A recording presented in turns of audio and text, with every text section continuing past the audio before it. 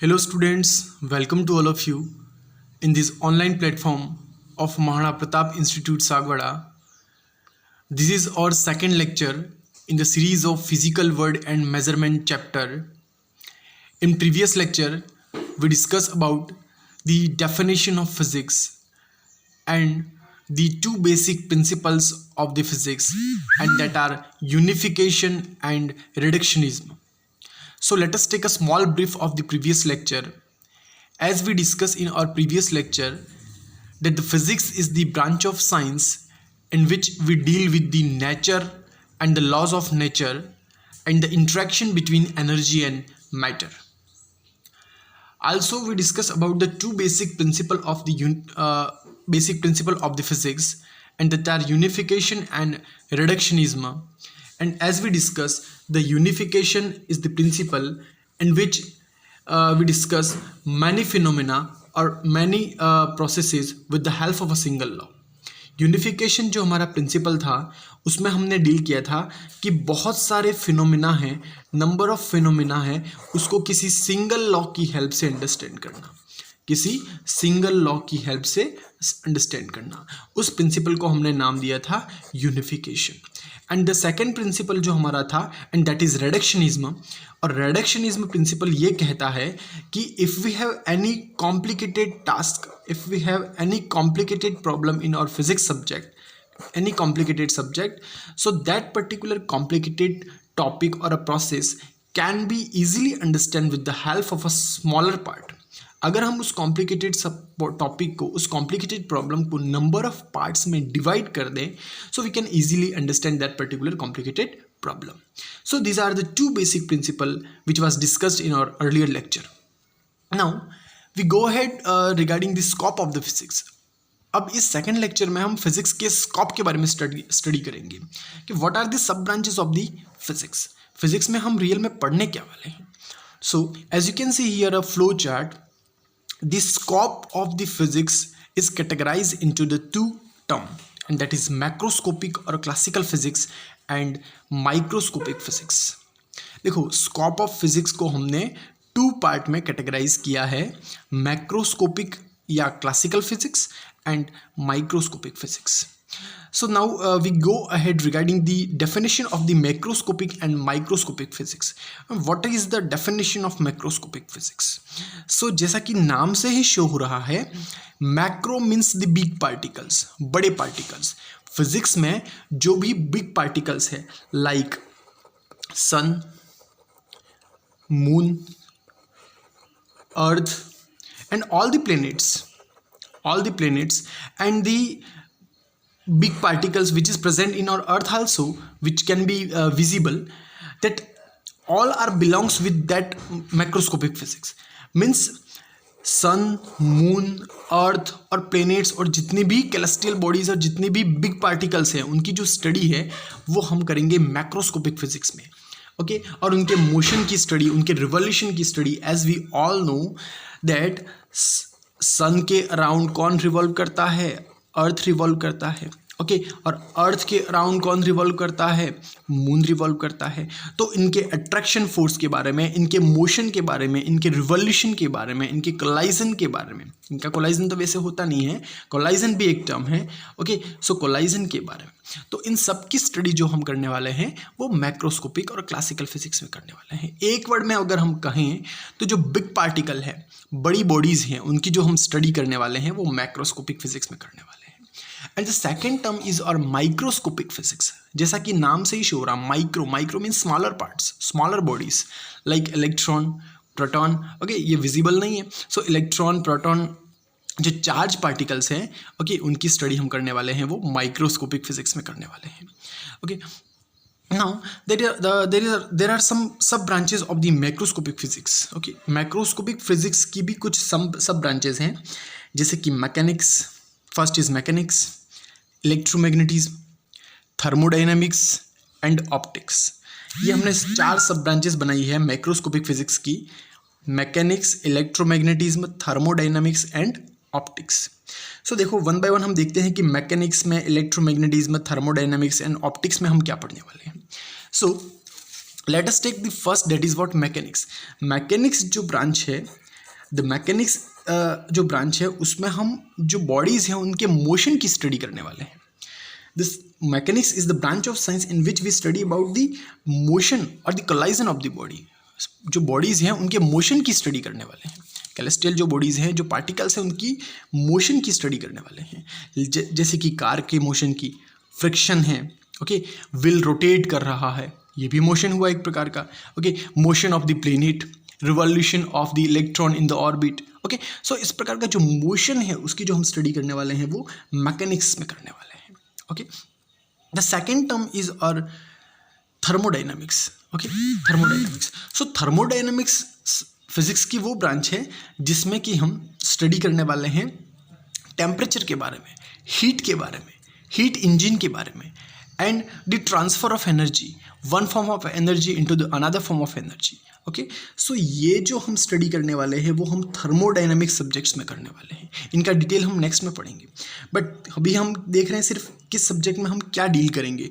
सो thermodynamics जो branch है उसमें हम हीट इंजन, टेम्परेचर, इनके रिगार्डिंग स्टडी करने वाले हैं. And the third branch is electromagnetism.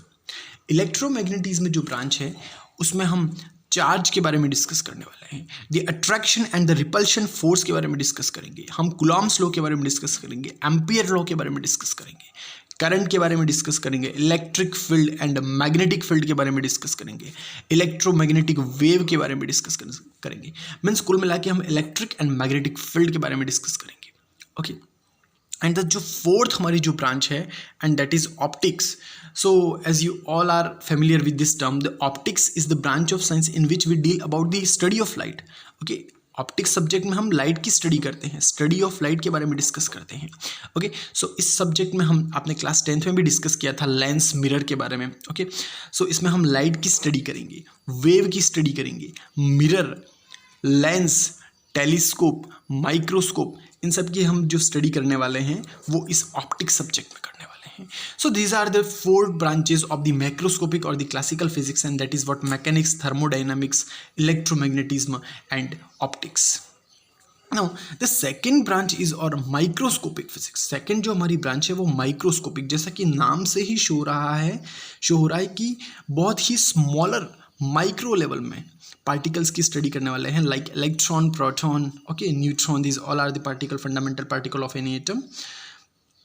सो इस फिजिक्स को हमने एक और नाम दिया है and that is what modern physics. Okay, इसका और एक और नाम है मॉडर्न फिजिक्स. सो इस क्वांटम फिजिक्स, इसको हमने टर्म दिया, जो इलेक्ट्रॉन, प्रोटॉन और इनकी जो स्टडी करने वाले, इसको हमने क्वांटम फिजिक्स का नाम दिया है. तो इस माइक्रोस्कोपिक फिजिक्स में हम डील करने वाले हैं atom and the structure of the atom. Okay, and the fundamental particle of the atom, also the electron nature. Okay, electron का नेचर, इलेक्ट्रॉन की जो प्रॉपर्टी होती है, लाइट की जो प्रॉपर्टी होती है उसमें ड्यूल प्रॉपर्टी हमने देखी है, ड्यूल नेचर होता है वो हम डिस्कस करेंगे. Okay, wave and particle nature होता है वो हम डिस्कस करेंगे. हाइजेनबर्ग अनसर्टेनिटी प्रिंसिपल के बारे में हम डिस्कस करेंगे. हम इसमें एक्स रे के बारे में डिस्कस करेंगे एंड सेमीकंडक्टर डिवाइसेस, सेमीकंडक्टर के बारे में हम डिस्कस करेंगे. So this all terms was will be discussed in और microscopic branch of the physics and this all are related with the modern physics. ये हम मॉडर्न फिजिक्स में स्टडी करने वाले हैं. Okay, so this is all about the scope of the physics in which we discussed about the macroscopic and microscopic physics. In macroscopic physics there are the four branches: mechanics, electromagnetism, thermodynamics and optics. And in microscopic physics we discuss about the quantum physics. Okay, now next we discuss the fundamental forces in nature. Now the next topic is fundamental forces in nature, कि हमारे जो nature है उसमें fundamental forces कौन कौन से available है. Means nature में कौन कौन से फोर्सेस अवेलेबल है. ओके, कौन कौन से फोर्सेस नेचर में अवेलेबल है. So there are four kinds of fundamental forces in nature. इस प्रकृति में हमारे 4 काइंड के फोर्सेस अवेलेबल है and that is gravitational force, electromagnetism force, weak interaction or we can say weak nuclear force, and strong interaction or strong nuclear force. फिर से repeat कर रहा हूँ, gravitational force, electromagnetism force, week nuclear force and strong nuclear force. Okay, so as you can see here in the diagram, the gravitational force, there is a tree, okay, and an apple is falling from the tree and it is attracted on the earth. Means आप सब जानते हैं gravitational force क्या होता है कि every body which is through away from earth in vertical that comes again in earth because of the gravitational force। Okay, हर चीज़ जो हम ऊपर की तरफ फेंकते हैं वो वापस अर्थ की ग्रेविटी के कारण अर्थ पर स्टेबल होने की कोशिश करती है और पोटेंशियल को प्राप्त हो जाती है। Okay, and the second force is or electromagnetism force। In electromagnetism force there is a attraction or repulsion is there। So as we can see, between the positive and negative charges, there are two kinds of charges are there, the positive charge and negative charge। So between the positive and negative charges there is attraction force, and between similar charges, these both are the dissimilar charges। Okay, between the dissimilar charges there is attraction force, and between the similar charges there is a repulsion force। Okay, so in electromagnetism force we will discuss about the electric field and magnetic field। And the third one is weak nuclear force, weak nuclear force। Okay, and the fourth one is strong nuclear force। So let us take a small brief regarding this all the four forces। So there are four basic forces in our nature, and the first one is the gravitational force। Okay, so the attractive force between all matter in the universe। इस universe के अंदर जितने भी bodies available है उनके बीच में जो attraction force लग रहा है, ओके, उनके बीच में जो अट्रैक्शन फोर्स लग रहा है, and that is all because of the gravitational force. And the second one is the electromagnetic force, the forces of attraction in atoms and magnets। As we discuss the forces between the atoms and magnets, and that is what are electromagnetism force। And the third one is strong nuclear force। Okay, strong nuclear force, and that keeps the nucleus together। देखो strong nuclear force क्या है, जो कि nucleus को keep करता है together. Means कोई भी न्यूक्लियस है, ये हमारा न्यूक्लियस है, और न्यूक्लियस में क्या अवेलेबल होते हैं, प्रोटॉन एंड न्यूट्रॉन। न्यूक्लियस में क्या अवेलेबल होता है, प्रोटॉन एंड न्यूट्रॉन। ये हमारा हो गया ऑर्बिट। ओके, ये हमारी रेडियस हो गई, ये हमारा ऑर्बिट हो गया, यहाँ पे इलेक्ट्रॉन रिवॉल्व करते हैं। तो न्यूक्लियस में प्रोटॉन और न्यूट्रॉन अवेलेबल होते हैं, और प्रोटॉन प्लस न्यूट्रॉन का जो एडिशन है उसको हम कहते हैं न्यूक्लियॉन्स। क्या कहते हैं, nucleons. So proton and neutrons are available in our nucleus. Okay, so strong nuclear force is the force which keeps the nucleus together, है ना, वो न्यूक्लियस को बाउंड रखता है। ओके, वो कांस्टेंट रखता है, न्यूक्लियस को बाउंड रखता है, न्यूक्लियस को टुकड़े होने से बचाता, कहने का means. Okay, okay, so strong nuclear force that keeps the nucleus together, and the week nuclear force that causes radio active decay. Week nuclear force के कारण क्या होता है, radio active decay. Radio active decay क्या होता है, अब radio active जो डिके होता है उसका मीन्स,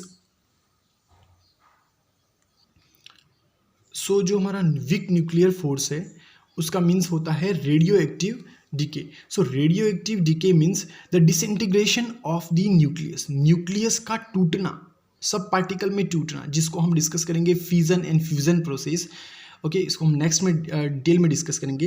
बट नाउ आपको ये ध्यान रखना है कि there are four kinds of forces in our nature, and that is what gravitational force, electromagnetic force, strong nuclear force and weak nuclear force. और इनमें से सबसे जो स्ट्रॉन्ग फोर्स होता है, एंड दैट इज और स्ट्रॉन्ग न्यूक्लियर फोर्स।